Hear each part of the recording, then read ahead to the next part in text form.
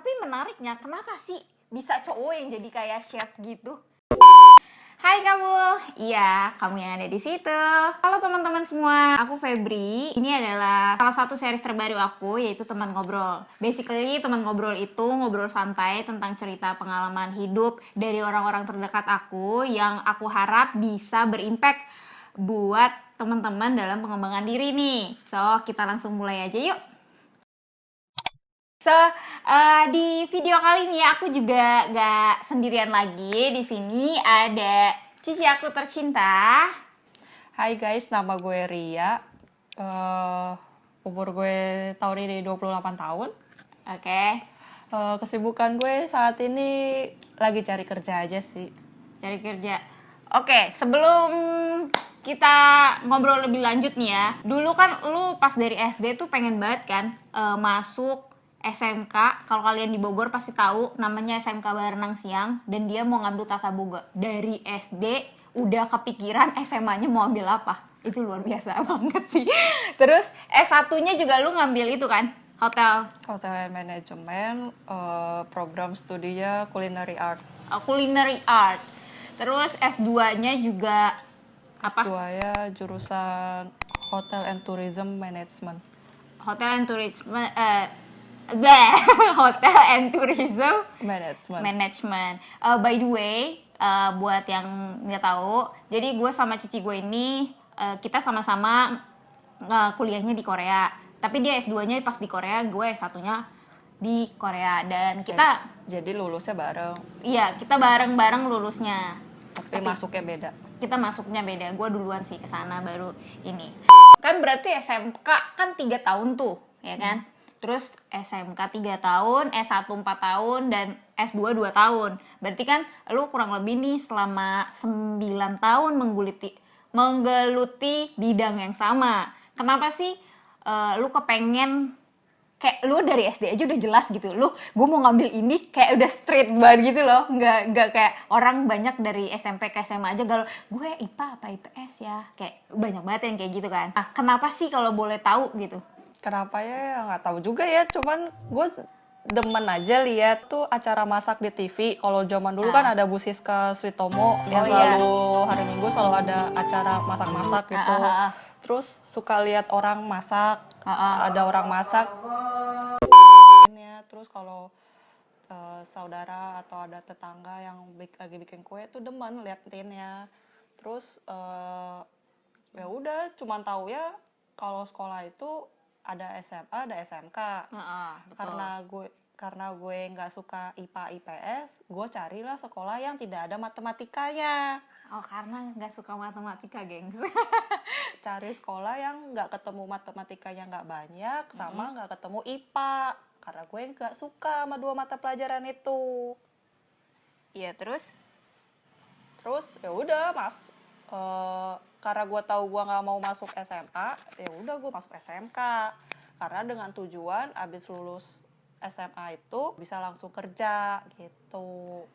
Lu punya goals tertentu nggak sih buat kayak, oh gue mau ngambil ini karena gue mau jadi chef profesional or something or apa gitu? Enggak juga sih, kalau misalnya buat jadi chef, gue tahu gue itu perempuan, jadi kayak agak lebih sulit untuk di industri. Oke. Karena kan ketika perempuan kerja terus punya suami, ini menikah, punya suami, nanti hamil, nanti harus cuti melahirkan segala macam, dan itu untuk jenjang karirnya menurut gue akan lebih sulit, akan lebih lama ketimbang laki-laki. Terus kalau gue sih nggak punya pikiran mau mengembangkan karir di industri ya, karena gue pengennya punya restoran yang gue milikin sendiri. Lebih ke entrepreneur gitu ya dia. Oke. Ya gitu. Tapi menariknya ya teman-teman, kayak cewek tuh nggak tahu kenapa harus bisa masak, ya kan? Kayak maksudnya kayak dari zaman dulu emak-emak kita ya, orang tua kita selalu bilang kayak cewek tuh harus bisa masak. Kan cewek kayak lebih dikenal bisa masak dibanding cowok. Tapi menariknya, kenapa sih bisa cowok yang jadi kayak chef gitu? Iya nggak sih? Kayak chef tuh rata-rata cowok kan? Ya, I don't know why gitu, kayak bisa explain nggak? Karena kan mungkin lu juga lebih paham dengan dunia perkitchenan gitu. Kenapa lebih banyak chef itu? Kenapa lebih banyak cowoknya? Karena di dapur hotel itu dia punya barang itu gede-gede dan berat-berat. Oh. Apalagi kalau yang model kitchennya yang buat acara-acara besar gitu 1.000 orang itu barangnya tuh gede-gede dan berat. Terus ngangkat air apa segala macam. Sedangkan perempuan kan ada batas limitnya gitu loh untuk ngangkat sesuatu. Oke, benar, karena kan benar. tidak sebesar atau tidak sekuat tenaga laki-laki. Oh, oke. So that's why. Terus kalau misalnya cowok pun untuk berdiri 12 jam dan jalan mondar-mandir tuh lebih Lebih kuat lebih lah, kuat lah ya, tahan. lebih tahan berdiri lama ketimbang perempuan gitu aja sih. Kan jadi kan ada dua nih. Lu lebih kemana? Ke kitchennya? Apa ke pastry atau apa nih? Kalau gue sih pribadi lebih sukanya ke kitchennya ya, lebih masak karena gue nggak gitu suka perintilan. Kalau menurut gue pastry itu emang bagus, dia kan menang jual look. Itu gue nggak sabaran untuk menghias, mendekor sedetail-detail kecil-kecil itu tuh gue nggak suka. Berarti lu lebih ke kitchen nih. Nah, kan di kitchen tuh kayak awam banget nih kayak gue juga bukan tipe yang tahu banget, tapi taunya tuh cuma yang bisa jago masak dipanggil chef. Padahal kan gue nggak tahu sih chef itu apakah ada gelarnya atau lo ngambil sertifikasi atau apa kan.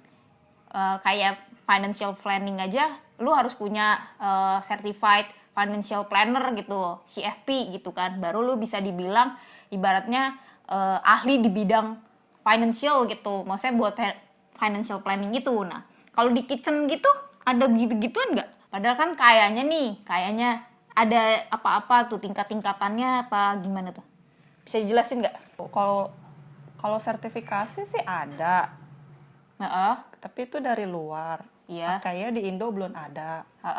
Kayaknya. Tapi gue juga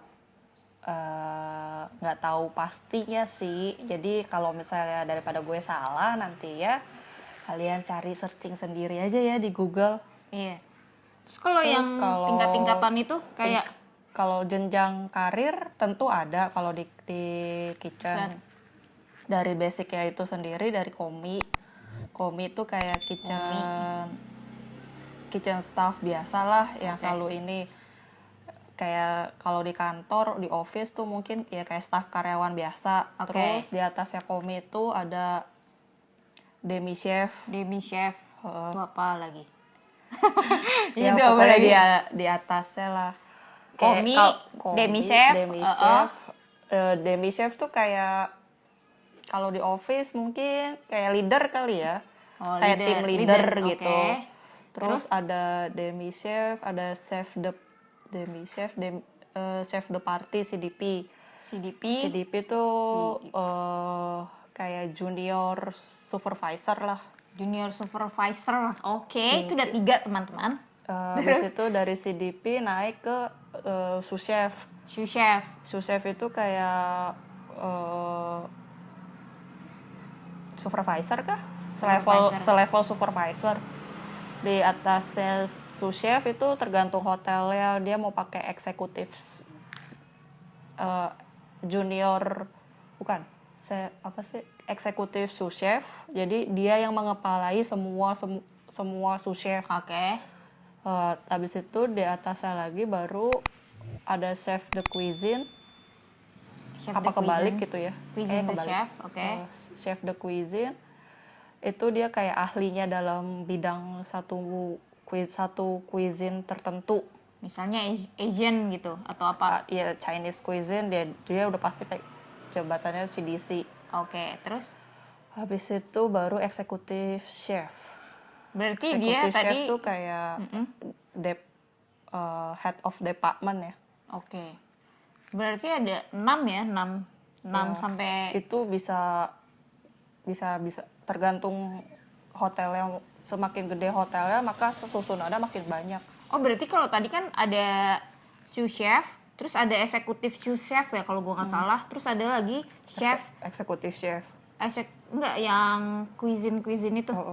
Terus CDC. ada lagi nggak yang di atasnya yang mengepalai semua cuisine chef cuisine itu sendiri? Kan Nggak tadi ada ada. tuh si chef yang Chef kepalanya. Keduk Cuisine itu ya dia sendiri sih, Udah berdiri sendiri. Tapi berarti nanti paling atasnya ya itu eksekutif chef. oh, berarti sampai ada 6 sampai 7 gengs ternyata.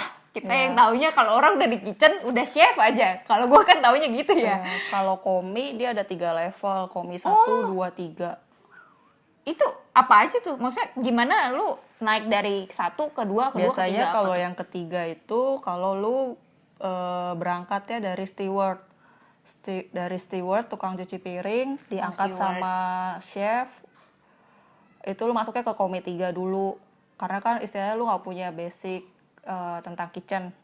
Oh, kayaknya gue pernah nonton tuh ya, yang Chef Juna jelasin Iya, ya, dari iya. yang nyuci-nyuci dulu, terus Naik ke komi 3, abis itu naik ke komi 2. Tapi kalau misalnya lu punya basic, terus pas interview sama eksekutif chefnya suka sama lo, mungkin lo bisa langsung ambil ke komi 2. Nah, jadi startnya dari komi 2. berarti nggak usah dari cuci-cuci piring itu sendiri.